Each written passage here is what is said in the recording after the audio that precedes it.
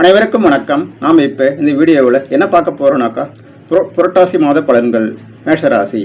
நம்ம சேனலை முதல் முறையாக பார்க்குறவங்களா இருந்தீங்கன்னாக்கா சேனலை சப்ஸ்கிரைப் பண்ணிவிடுங்க. சரி, வாங்க வீடியோக்குள்ளே போகலாம். அதாவது செப்டம்பர் 17 முதல் அக்டோபர் 16 வரை இந்த காலகட்டம் தான் உங்களுக்கு புரட்டாசி மாத பலன்களாக இருக்கும். முதல்ல உங்களுடைய மேஷராசிக்கு இந்த மாதத்தில் கிரக நிலைகள் எப்படி இருக்குன்னு நாம் பார்த்துடலாம். அதாவது உங்கள் ராசிக்கு 3ஆம் இடத்தில் குரு, 5ஆம் இடத்தில் சுக்கிரன் கேது, 6ஆம் இடத்தில் சூரியன் புதன், 7ஆம் இடத்தில் செவ்வாய், 11ஆம் இடத்தில் சனி ராகு. இதுதான் இந்த மாதத்தில் இருக்கக்கூடிய கிரக நிலைகள். இந்த கிரக நிலைகள் உங்களுடைய மேஷராசிக்கு எப்படிப்பட்ட பலன்களை அளிக்க இருக்குன்னு நாம் பார்த்துடலாம். உங்கள் ராசிக்கு 3ஆம் இடத்தில் குரு பகவான் இருப்பது என்பது நல்ல பரவாயில்ல என்கிற மாதிரி தான் இருக்குது. அதாவது காரிய வெற்றிலாம் இந்த காலகட்டத்தில் இருக்கும். காரிய தடை அந்த அளவுக்கு இருக்காது. இது குருவுக்கு லேசான மறைவு ஸ்தானம் தான். இருந்தாலும் கூட காரிய தடை அந்த அளவுக்கு இருக்காது. படிக்கிற பசங்க, அதாவது ஆரம்ப கல்வி படிப்பாங்கல்ல, ஆரம்ப கல்வி படிக்கிற பசங்க நல்லா படிப்பாங்க. அதெல்லாம் நல்லாயிருக்கும்.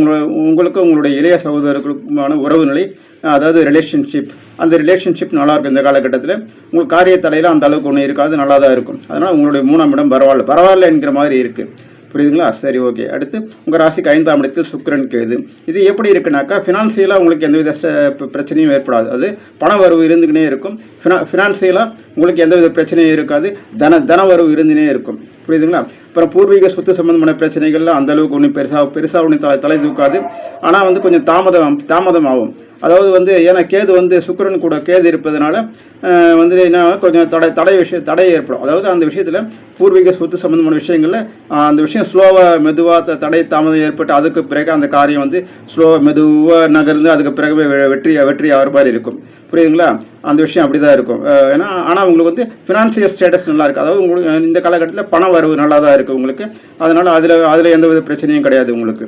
புரியுதுங்களா? ஆனால் மகப்பேறு, அதாவது குழந்தை பாக்கியம் மட்டும் தள்ளி போகிற மாதிரி இருக்கும். ஏன்னா கேது உங்கள் ராசிக்கு 5ஆம் இடத்துல இருப்பதால் உங்களுக்கு மகப்பேறு சம்பந்தமான பிரச்சனைகள் இது ஒரு 1.5 வருஷம் அப்படி தான் இருக்கும்.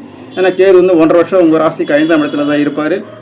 ஸோ இந்த பிரச்சனையால் கேது உங்கள் ராசிக்கு 5ஆம் இடத்துல இருக்கிறதுனால மகப்பேறு சம்மந்தமான விஷயங்கள்லாம் கொஞ்சம் தள்ளி போகிற மாதிரி இருக்கும். இல்லைன்னா அதில் கொஞ்சம் அதாவது ஒரு அது சம்மந்தமான விஷயங்கள் தடை தாமதம் ஏற்படுற மாதிரி இருக்கும். ஏன்னா குழந்தை பாக்க டாக்டர்கிட்ட நீங்கள் டாக்டர்கிட்ட போயினே இருப்பீங்க. இருந்தாலும் குழந்தை பாக்கியம் கிடைப்பதில் தாமதம் ஏற்படலாம். ஒரு 1.5 வருஷத்துக்கு இப்படி தான் இருக்கும். நீங்கள் மனம் தளர வேண்டாம். ஏன்னா அடுத்த 1.5 வருஷத்துக்கு பிறகு கேது பகவான் என்ன பண்ணுவார், கடகத்துக்கு போயிடுவார். அதுக்கு பிறகு உங்களுக்கு இந்த மகப்பேறு சம்மந்தமான விஷயங்கள் பிரச்சனை இருக்காது, நல்லா இருக்கும். அதனால் நீங்கள் ஒரு 1.5 வருஷம் கொஞ்சம் பல்ல கட்சின்னு கொஞ்சம்